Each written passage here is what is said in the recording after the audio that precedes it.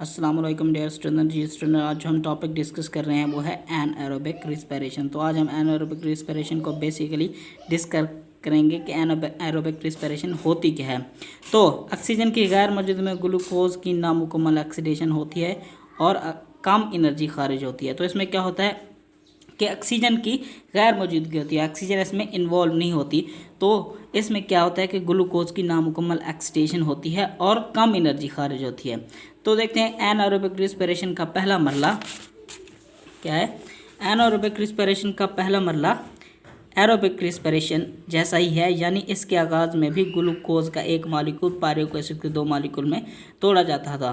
तो बेसिकली हम देखते हैं कि जैसा कि हमने एरोबिक रिस्पिरेशन पढ़ा था उसमें क्या होता था कि ग्लूकोज के एक मालिक्यूल को दो पायरुविक एसिड के अंदर तोड़ा जाता था, क्योंकि पायरुविक एसिड में 3 कार्बन होते हैं। तो हमने इसलिए उस वक्त कहा था कि ग्लूकोज के मालिक्यूल को 3 कार्बन वाले दो पायरुविक एसिड में तोड़ा जाता था। तो लेकिन ऑक्सीजन की गैर मौजूदगी की वजह से दूसरे मरले में पायरुविक एसिड की मुकम्मल ऑक्सीडेशन नहीं होती। तो यहाँ पर क्या होगा कि दूसरे मरले में क्या होगा कि पायरुविक एसिड की जो है ना ऑक्सीडेशन मुकम्मल नहीं होगी, क्योंकि यहाँ पर क्या होगा कि ऑक्सीजन की गैर मौजूदगी होगी। पायरुविक एसिड को इथाइल अल्कोहल या लैक्टिक एसिड में तब्दील किया जाता है। तो यहाँ पर क्या होगा, एनाएरोबिक रिस्पिरेशन में पायरुविक एसिड को फास्ट क्या किया गया, इस एसिड को इथाइल अल्कोहल या लैक्टिक एसिड में तब्दील कर दिया जाता है। तो इस तरह इन प्रोडक्ट्स में बहुत से CH बॉन्ड्स बगैर रह जाते हैं, टूटे बगैर रह जाते हैं। एनाएरोबिक रिस्पिरेशन की मजीद एग्जाम मंदरजा है। तो इसमें क्या होता है, इसमें तो यह है, सिंपली मैं आपको पहले ये बता दूं कि एनाएरोबिक रिस्पिरेशन में जो है ना ऑक्सीजन इन्वॉल्व नहीं होती, और ऑक्सीजन के इन्वॉल्व ना होने से दूसरे मरले में क्या होता है कि पायरुविक एसिड की भी मुकम्मल ऑक्सीडेशन नहीं होती। और इसमें क्या होता है कि ऑक्सीजन इन्वॉल्व ना होने से CH बॉन्ड्स कुछ रह जाती हैं और इनमें टूट फूट का शिकार नहीं होते CH बॉन्ड। तो एनाएरोबिक रिस्पिरेशन वजीन इकसाम मदरसे है। तो इसमें 2 इकसाम आगे हम पढ़ रहे हैं, अल्कोहलिक फर्मेंटेशन और लैक्टिक। ये हो गया अल्कोहलिक, ये होगा अल्कोहलिक फर्मेंटेशन, और ये होगा लैक्टिक एसिड फर्मेंटेशन। तो अल्कोहलिक फर्मेंटेशन पढ़ते हैं। इसमें क्या होता है, ये अमल बैक्टीरिया और यीस्ट वगैरह में होता है। एनाएरोबिक रिस्पिरेशन के इस किस्म में पायरुविक एसिड को अल्कोहल और कार्बन डाइऑक्साइड में मजीद तोड़ा जाता है। तो ये अल्कोहलिक फर्मेंटेशन कहाँ होता है, बैक्टीरिया और यीस्ट वगैरह के अंदर होता है। और इसमें क्या होता है कि पायरुविक एसिड को जो है इथाइल अल्कोहल और कार्बन डाइऑक्साइड के अंदर तोड़ दिया जाता है। Pyruvic acid change into ethyl alcohol plus carbon dioxide.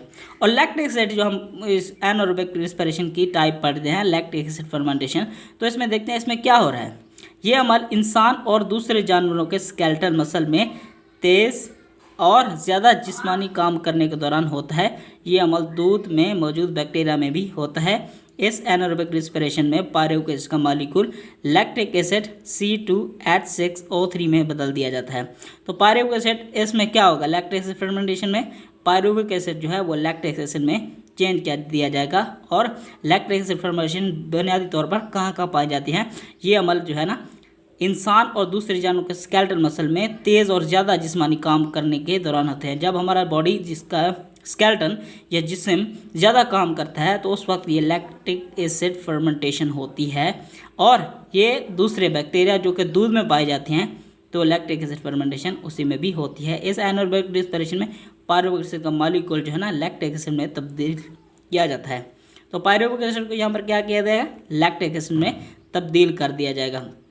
तो ये हो गया एनाएरोबिक रिस्पिरेशन की टाइप। तो सिंपली मैं आपको एक चीज़ बता दूं कि एनाएरोबिक रिस्पिरेशन क्या होता है, कि ऐसा रिस्पिरेशन जिसमें एनर्जी हासिल करने का ऐसा तरीका जिसमें ऑक्सीजन इन्वॉल्व नहीं होती और हमें कम एनर्जी मिलती है। तो हम इस अमल को क्या कहते हैं, एनाएरोबिक रिस्पिरेशन। तो एनाएरोबिक रिस्पिरेशन के फर्स्ट मरले में क्या क्या होता है, तो ये सेम ही है कि जैसा कि एरोबिक रिस्पिरेशन का था। तो इसमें क्या होता है कि ग्लूकोज के मालिक्यूल को दो पायरुविक एसिड में तब्दील किया जाता है। लेकिन दूसरे मरले में क्या होता है कि ऐसे पायरुविक एसिड की मुकम्मल ऑक्सीडेशन नहीं होती। फिर क्या होता है कि पायरुविक एसिड को जो है ना इथाइल अल्कोहल या लैक्टिक एसिड में तब्दील कर दिया जाता है। इस तरह इन प्रोडक्ट में बहुत से CH बॉन्ड्स टूटे बगैर रह जाते हैं। तो ऑक्सीजन की गैर मौजूदगी की वजह से क्या होता है कि CH बॉन्ड्स बगैर रह जाते हैं, टूट फूट के शिकार से बढ़ जाते हैं। तो एनारोबिक में मजीद एग्जाम हमने पढ़ी अल्कोहलिक फर्मेंटेशन और lactic acid fermentation. Alcoholic fermentation ये बैक्टीरिया और यीस्ट वगैरह में होता था। एनारोबिक रेस्पिरेशन की इस किस्म में पायरुविक एसिड को अल्कोहल और कार्बन डाइऑक्साइड में मजीद तोड़ा जाता था। तो पायरुविक एसिड को तोड़ दिया जाता इथाइल अल्कोहल और कार्बन डाइऑक्साइड में। तो लैक्टिक एसिड फर्मेंटेशन हमने पढ़ा कि यह अमल जिस्मानी काम करने के लिहाज से होता है। जब हमारे स्केलेटन मजीद तेज़ काम करते हैं तो उस वक्त ये अमल होता है, और इस अमल के दौरान क्या होता है कि पायरुविक एसिड को लैक्टिक एसिड के अंदर बदल दिया जाता है। तो let's student, if you like my lecture so don't forget to subscribe my channel and press the bell for the new and latest videos. Okay guys, thank you, अल्लाह हाफिज़।